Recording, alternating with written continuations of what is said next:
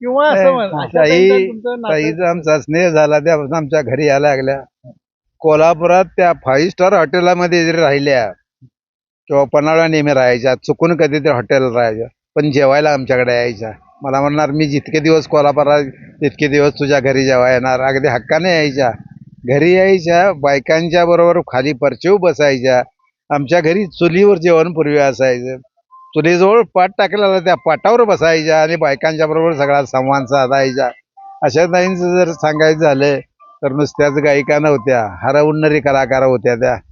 माणूस म्हणून तरी फार मोठ्या होत्या, पण त्यांना मोठं लहानपण असं कोणाचं ते बघायच्या नाहीत आणि नक्कल करायच्या. माझी नक्कल मला म्हणणार, फोन करून सांगणार, पांडवा तुझी नक्कल करून सांगितल्यावर मी काय करायचं. माझ्या बोलण्यात जरा ग्रामीण ढंगायचं, कोल्हापुरी माझ्या बोलण्यात यायचं.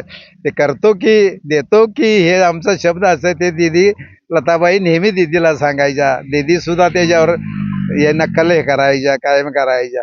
पण आशाताई ह्या फार मोठ्या सुगरण होत्या. गायिका तरी फार मोठ्या होत्याच, पण सुगरण म्हणून फार मोठ्या होत्या. मी ज्या वेळा त्यांच्याकडे जाईल त्या वेळा मला त्यांनी घरी जेवायला घातलंय. आणि साधं नाही, त्यांच्या स्वतःच्या डायनिंग टेबलवर बसून चांदीच्या ताटातनं आम्हाला त्यांनी जेवाय वाढलेलं आहे. आणि माझ्याबरोबर जी काही मंडळी आली त्यांना सुद्धा त्यांचा योग मिळाला, जेवायचा हे करायचा. फार खुश झाले. माझ्याबरोबर जेवताना माझी दोस्त मंडळी असे थरथर कापायची त्यांच्या घरात कसं जेवायचं काय काय. प्रभुकुंजमध्ये बराच वेळा जेवलो. नंतर त्यांनी घर बदललं. इकडं लोअर पल्ला कॅन्सा ग्रँडे म्हणून 21 मजली बिल्डिंग आहे. त्या बिल्डिंग त्यांच्यामध्ये त्यांचा फ्लॅट 2 आहेत. मला नेहमी म्हणायच्या, तू मुंबईत येतोयस, माझा इकडला एक फ्लॅट रिकामा आहे, तिथं राहीच जा प्रभुकुंज फ्लॅट.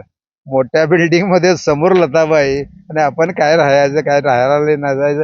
मोठ्या मनाच्या फार होत्या. पण नेहमी कोल्हापूरला आल्या की त्यांचं ठरलेली गोष्ट महालक्ष्मी दर्शन, अंबाबाईचं स्टुडिओला भेट आणि आमच्या घरी जेवण हे ठरलेलं असं कधी चुकवायच्या नाही. ते काय करायचं.